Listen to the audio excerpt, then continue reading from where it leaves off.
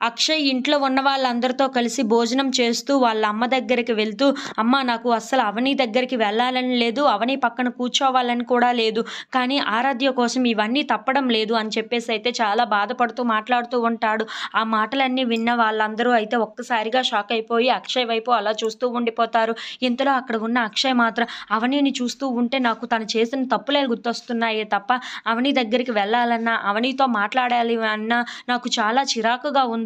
అసలు అవనిని చూస్తుంటేనే చాలా కోపం వచ్చేస్తుంది. ఎందుకో అర్థం కావటం లేదు. నాకు అస్సలు అవని దగ్గరికి వెళ్ళాలనిపించటం లేదు అని చెప్పేసి అంటూ ఉంటాడు. ఆ మాటలు విన్న పల్లవి మాత్రం చాలా సంతోషించి, "ఏంటి బావగారు అవనితో మాట్లాడాలని, అవనిని చూస్తే చిరాకు వస్తుందని అంటున్నారు. అలాంటిది మీరు అవని అక్కతో డైవర్స్ తీసుకుంటేనే చాలా మంచిదని నాకు అనిపిస్తుంది. నా అభిప్రాయం మీకు చెప్తున్నాను. మరి మీరేం ఆలోచించుకుంటారో అదే ఆలోచించుకోండి" అని చెప్పేసైతే అంటూ ఉంటుంది. ఆ మాటలు వినగానే అక్కడ ఉన్న శ్రీకర్ అయితే ఒక్కసారిగా షాక్ అయిపోయి, ఏంటి పల్లవి ఇలా మాట్లాడుతుంది అని చెప్పేసైతే పల్లవి వైపు అలా చూస్తూ ఉండిపోతాడు. ఇంతలో అక్కడ ఉన్న పల్లవి మాత్రం, "అవును, ఒకరంటే ఒకరికి ఇష్టం లేనప్పుడు డైవర్స్ తీసుకోవడమే చాలా మంచిది కదా" అని చెప్పేసైతే అంటూ ఉంటుంది. ఇంతలో అవని వాళ్ళ తమ్ముడు అవని దగ్గరికి వెళ్ళి, "అక్క, ఎందుకక్క బావతో ఇన్ని ఇబ్బందులు పడటం చెప్పు. ఒకరంటే ఒకరికి ఇష్టం లేనప్పుడు నువ్వు బావతో విడాకులు తీసుకోవటమే చాలా మంచిది. బావ నీ మీద అస్సలు ప్రేమే చూపించటం లేదు. అలాంటి వ్యక్తితో ఉండటం కన్నా విడిపోతేనే చాలా మంచిది" అని చెప్పేసైతే అంటూ ఉంటాడు.